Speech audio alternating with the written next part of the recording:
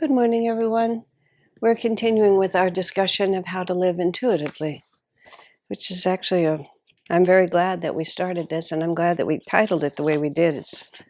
It's a picking up the conversation of intuitive guidance from a slightly different angle, and just the thought of not merely how to receive guidance, but how to live in a slightly different way I think it's a more expansive way to think about it. So I'm glad that we stumbled upon it.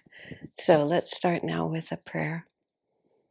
Heavenly Father, Divine Mother, friend, beloved God, Jesus Christ, Babaji Krishna, Lahiri Mahashaya, Swami Sri Yukteswar, beloved Master Paramhansa Yogananda, saints of all religions, humbly we bow to you all.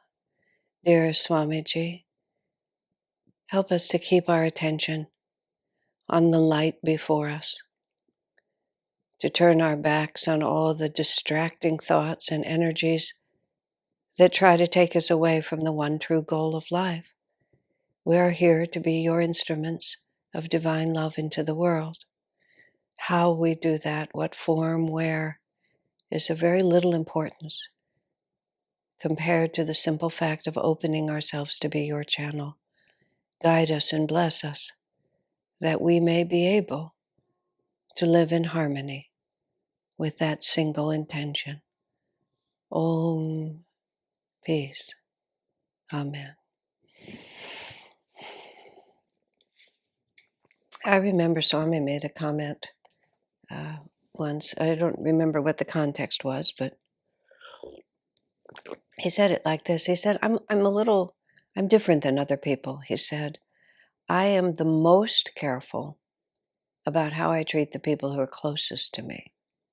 And he commented that it often happens that people, become enamored of what it is they're trying to accomplish in the world, and they become careless about attending to their closest relationships.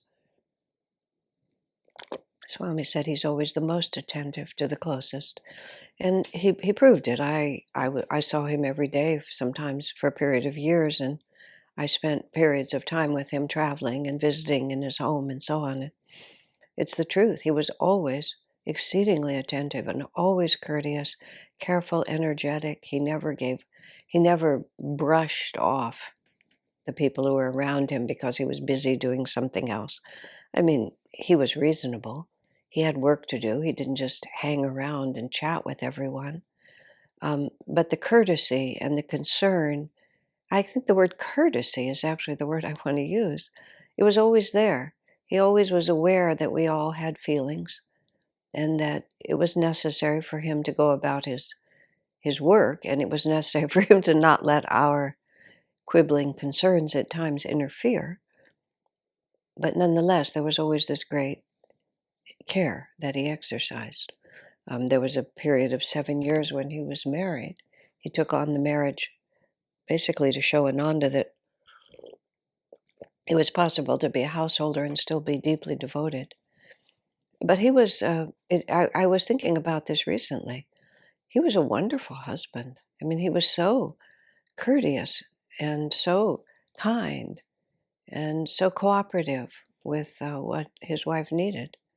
It was a very, very, very good example for those who had ears to hear and eyes to see.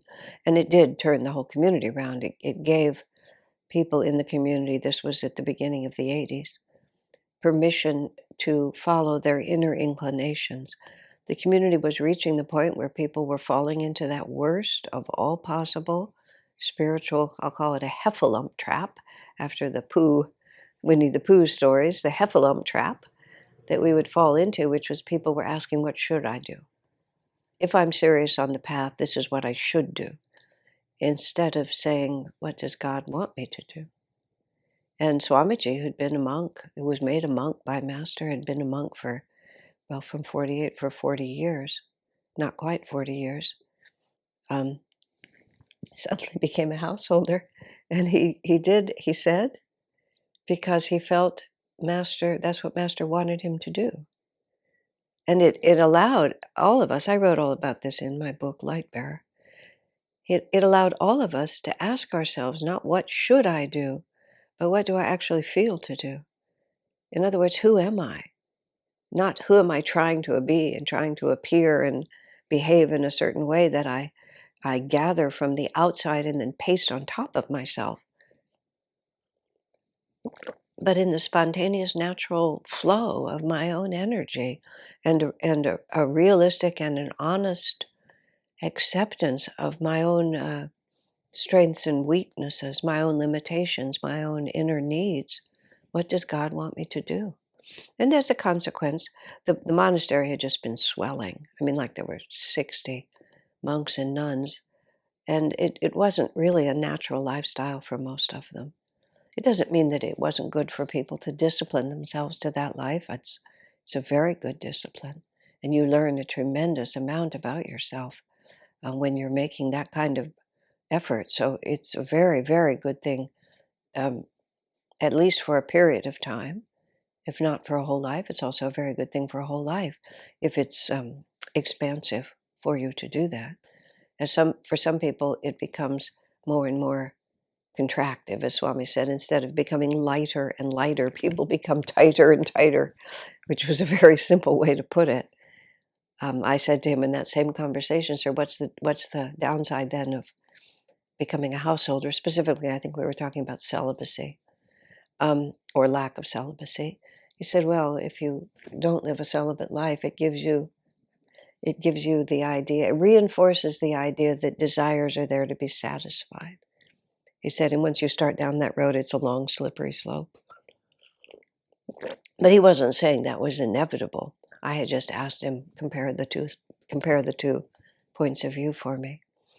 But nonetheless, it doesn't really matter whether it's a slippery slope. If it's a slippery slope, we have to learn to navigate. We're not going to master it by refusing to deal with it if it's really our next stage of reality. So last time we talked, I was talking about just the spider and who we are and Divine Mother's point of view, and so I wanted to continue with that a little bit. There's uh, I'll talk about it from Education for Children for a beginning point. Our Education for Life schools are so subtle. Our Living Wisdom schools, which is Education for Life, is a very broad title for all these many innovative educational ideas that came from Master through Swami, through Nitai, through Helen, through Rose, through all the different principals and teachers. I mean, there's a long, long name that I could draw there. I was thinking both of Rose Atwell and also of Rose Neal, who was the principal, the leader, the director of the school in Portland for a long time, just because I realized there's two prominent Roses in our educational system. And I would name Rose and every Kashama, Kabir. I mean, there's so many I have to stop because otherwise, the rest of the program, I'll just making sure I don't miss someone. But all of these ideas that have been developed, very, very broad education for life, living wisdom schools are the Ananda branch of education for life as a whole. We used to call them Ananda schools, but it was impossible to persuade people it was not a parochial school. Meaning if we were trying to make little tiny self-realizationists out of all these people, and we're not. We're trying to awaken people to their own inner reality. Now, let me think where I was going with this. Oh, yes. What we do is very subtle, and I'm very involved in our school here, more on as a supporting board member now than any other involvement. But we sometimes it's just very hard to explain because it's very subtle. It's a whole different consciousness when you're working with children. But many of the aspects of it have been and are very common in popular education. One of them is building a child's self-esteem. In other words, giving a child a sense of his own worth in the world. And when we were first starting our school, we went on little field trips to some of the better known schools in the area, the private schools that had good reputations. And they have good reputations for what they're trying to do. They're not education for life. I wish they were. And here was this perfect example. They had self-esteem was one of their units in their elementary school. And so outside one of the classrooms, there was a self-esteem tree. And the bare branches were there. And then every child had a leaf, and they would paste this leaf on the tree to show that they had self-esteem, like this. There were about 30 leaves on that tree. I read every one of them. 29, or all but one, dealt with an external accomplishment. I'm the captain of the soccer team. I got all A's on my math test. I got first chair in the orchestra. I'm the first violinist in the school orchestra, the captain of the soccer team. Every single one of them was an external accomplishment. One leaf said, I'm not as moody as I used to be. But what's going to happen to those kids when they get downsized? What's going to happen when they're 40 and they hate their job, or their boss hates them and he conspires against them and lets them go, or there's an economic crash and all of a sudden you can't pay the mortgage on that fancy home? If your self-esteem is what you've been able to accomplish outwardly, you are absolutely vulnerable. You've accomplished nothing, just nothing. And it's like so self-evident from a certain point of view, and so not self-evident from another. I mean, at least they're trying. God bless them, they're trying. And I respect that. And there's a tremendous amount of good work that's being done. I don't want to have to, I don't want people to think there's no good educators in the world. Of course there are. But this is a revolution. Now I'm going to bring it back to us. We tend to think of guidance in terms of we have some special mission from God. We're that little spider on the typewriter. We're just as spunky as we could be, and we're just going to go out there. I mean, the ludicrousness of the spider was that he was master of all he could survey, and he was just, so proud of himself. But he was just a tiny little spider on my typewriter. He had no command over the universe. He was incredibly vulnerable, and his options were really quite few, even though he thought he was really, God's gift to spiderhood. And for all I know, he was. He could have been he could have been the most popular little spider in his nest. I don't know. Sometimes, in the world that I live in,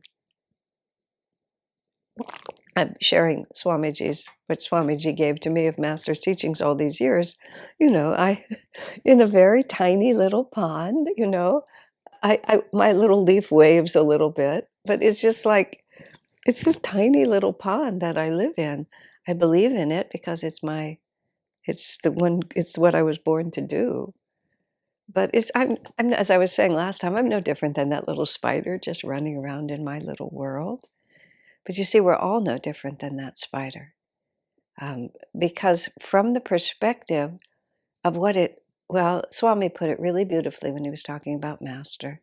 He said, Master shows us what it is to be a human being. I mean, he shows us why we were born. And that's the level of consciousness from which one can actually say that I've accomplished something. Now, of course, all of us are moving toward it. We're moving toward it whether we're conscious of it or not. All sentient beings are as the river being drawn to the sea. That's what we are. We're just all moving like that. Swami commented once that spiritual pride is very difficult to overcome because you actually have something to be proud of. It's not just money and wealth and fame and praise and whatever it might be, which is just going to blow in the wind and turn against you in the next 1 minute. But if you have really learned something spiritually, you really have accomplished something. So here's where I am with this. The masters look at us and, we may have a job to do. I've discussed in this series, but in other series, there was a certain point in my life, well, it was pretty much when I met Swami, I realized I was really here for a reason. And that reason was Swami Kriyananda, to learn from him and to pass it on. And it's never changed. I was thinking how many years it's been now. It's been quite a long time, 71. So now this is 2021, June 1st, 1971. That will be 50 years this year. That's the day I moved. I've already passed 50 years because I met Swamiji in 1969. But I started living in ashram on June 1st, 71. So that's a pretty long time. And in an incarnation, not compared to infinity, but in an incarnation. And I do have something I'm supposed to do, and that is to just do this. That's why I do it all the time. This is a debt. It's a huge karmic debt. I was just this sort of bundle of blessings. I was buried in blessings, and my job is to just sort of, pass them on, just unload all that was piled on top of me. I have to finish. I have to empty the pot.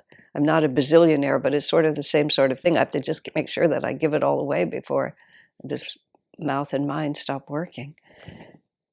Now, what is the point here? Oh, so it may be true that we have things that we have to do. You give birth to a child, you are committed, you have to raise that child. You have a talent for anything. God has given it to us and we need to do it. We have responsibilities, we have talents. But there's only one reason why we're doing those things, and that is so that we inside ourselves can feel closer to God. Because from the point of view of the masters, certainly from the point of view of eternity, it all just comes and goes. But the consciousness of the jiva, of the individual, that is a steadily expanding, eternal reality. The civilization you lived in, the geography, the politics, your success or failure in one lifetime from an external perspective, all of that is just literally turns to dust. Civilizations rise and fall. They find civilizations at the bottom of the ocean, big buildings at the bottom of the ocean. Oh, wowie zowie, when I read or think about those things. Or I went to Pompeii. Pompeii is that place in Italy where the volcano Vesuvius just buried the town. And so you have all these bits and pieces of the buried town. I mean, it was there, and then Vesuvius just blew its top, and then it wasn't. And when you go there, I mean, there's like beautiful mosaic floors and remnants of lovely buildings and just all these different things that shows that there were a lot of people there just thinking they were doing something. Now, all of that went away, but their consciousness did not go away. Their existence and their awareness, whoever they were who got buried by Vesuvius, they're still tootling along somewhere.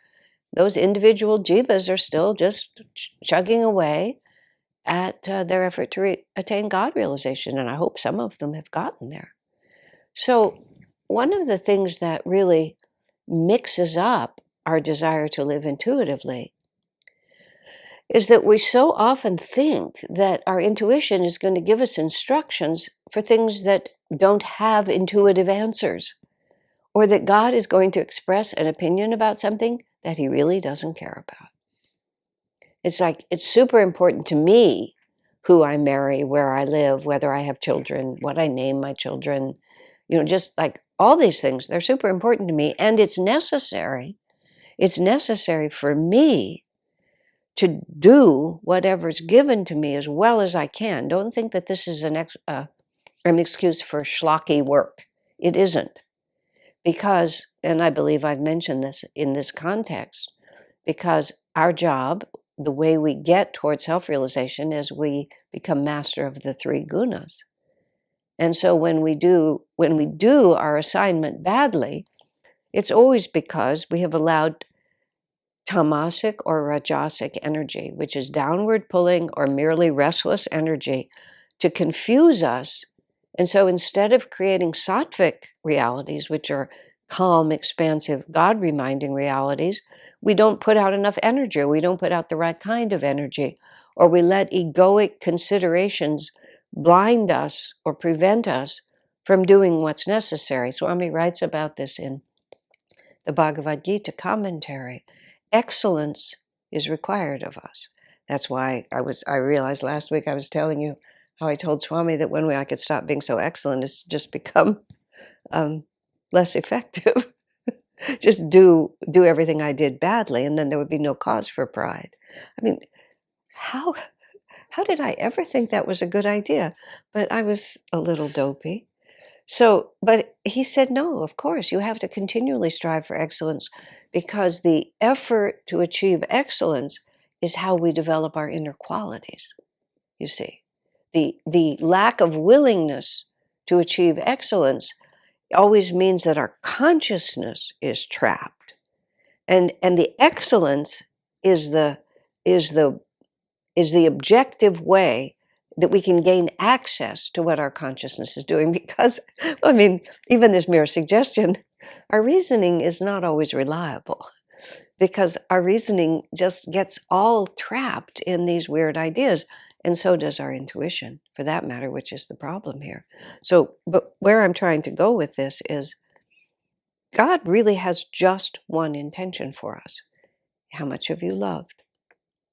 There's a beautiful story by a Dr. Ritchie. I talk about it often because it's such a great book. It used to be called Return from Tomorrow. Now it has a different name, but it's the same story. It's Dr. something Ritchie, I don't know his first name, who dies. He dies in the Spanish flu right after World War II, and then he's dead for hours, and then he comes back into his body.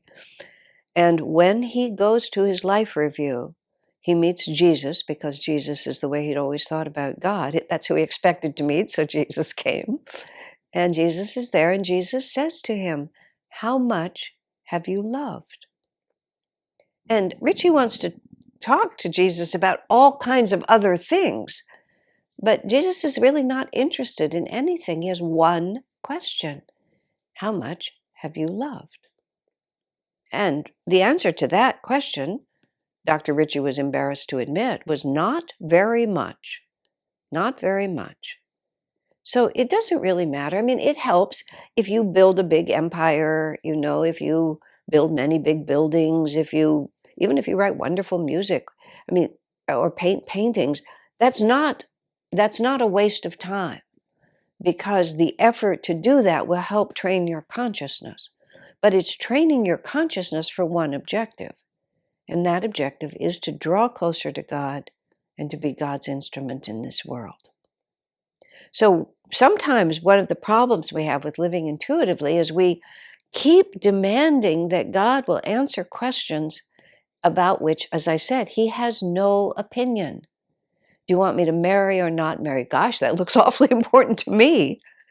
But but God says it doesn't care. I don't care. Because you can be either expansive or selfish in both ways of life.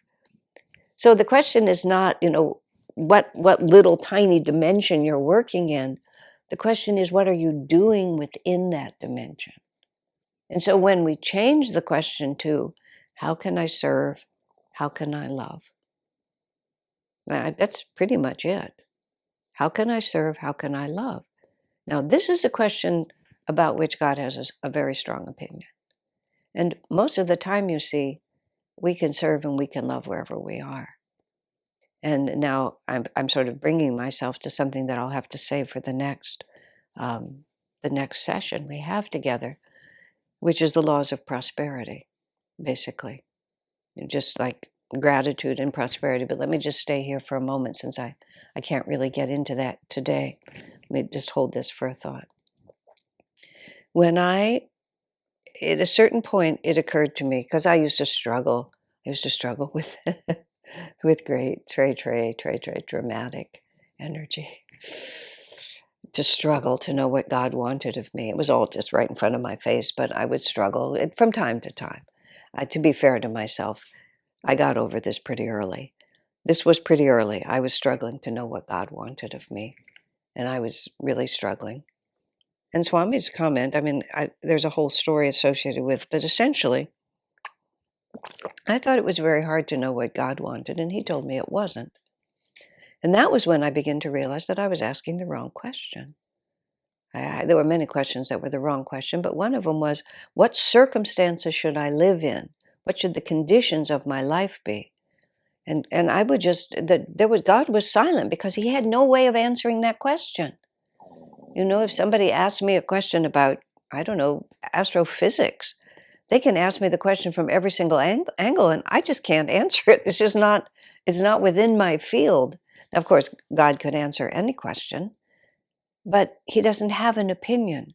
But as soon as you say, Lord, teach me to love you, help me to serve, not even how can I serve sometimes, but just help me to serve. What is right in front of me that I can give to? How can I give more? How can I be your instrument? Who in this world needs your presence, and how can I be that presence for you? Then Divine Mother just opens every possible door, because now we're working together for the single one true goal. And the wonderful thing about that is that once we really start asking the right question and we really start flowing in the right way, that begins to create magnetism. And that magnetism begins to teach us, and other opportunities come from us. When we're sitting there asking, why am I not being recognized? Why am I not being given the position? I want more responsibility. Maybe I'm supposed to do that. Maybe I'm supposed to do this. Why are people not letting me? Whatever, however you're phrasing it, what should I do externally? Then it's a silence. God is silent. For me, it became not exactly how can I love more, but why am I so afraid? Which is sort of the same question. I was asking the question from reverse, but it was like, I'm very attached to certain outcomes, and I keep pretending, I keep pretending that God isn't guiding me. But God was guiding me extremely well. I just didn't like his answer. It was that classic one, where the man gets to the top of the mountain and asks the sage at the top of the mountain, for some advice, and he doesn't like the advice. He says, is there anyone else here I can talk to?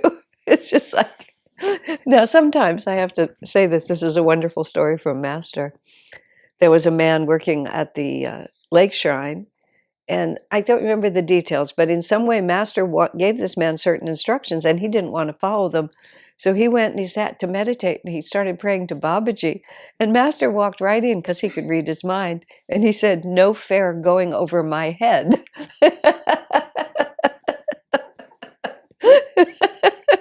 So sometimes we can say, is there anybody else I can talk to? Can I get a second opinion on this? But when we find what I figured out, and I figured it out fairly early, if God was not answering me, it wasn't because God didn't want to answer me. It was because the question was the wrong question, and he couldn't answer it. He just couldn't answer it. But when I asked the right question, why am I afraid? How can I overcome my attachments? How can I serve? How can I love more? Oh, then all of a sudden there's just a flood. But usually the answers are very mundane and not very glamorous. And we prefer dramatic to actual work. That's not true of everyone, but there is this sort of desire, if it's romantic and dramatic, it's more attractive than, how can I serve? Well, why don't you make pancakes for your kids this morning instead of just toast? It's like, oh, really? How can I love more? Watching Swami be so patient with his wife. Well, that's how I can love more. He would accept mundane realities and participate in mundane realities that were important to her, and it was part of building the fabric of their life together. Oh, this is how I do. I go shopping, and I actually have an opinion about what dress she buys, because that's how I can be an instrument. It's very interesting to contemplate. That's the simple, childlike, humble devotee, and that's the sweetest kind to God. I'll tell one more story and then I'll stop. There was a man at Mount Washington who was born with nerve damage. Spastic is the word that we used to use, cerebral palsy, whatever it is. And he couldn't talk very well, and he couldn't move very well. And Master saw him outside the window and said to Swami, he's very close to God realization. Divine Mother is pleased with his devotion. And Swami, seeing this man who could do very little because of all the physical impairments he had, all he could think of when Master said, Divine Mother is pleased with his devotion, Swami said, it must be a very simple kind of devotion, because the instrument was so impaired, he couldn't express it in any sophisticated manner. Master Swami smiled so sweetly, and he said, "Ah, yes, that's the kind that pleases Divine Mother the most." You see, so we have to really begin to see it from Divine Mother's point of view. Okay, my friends, I'll talk to you soon again.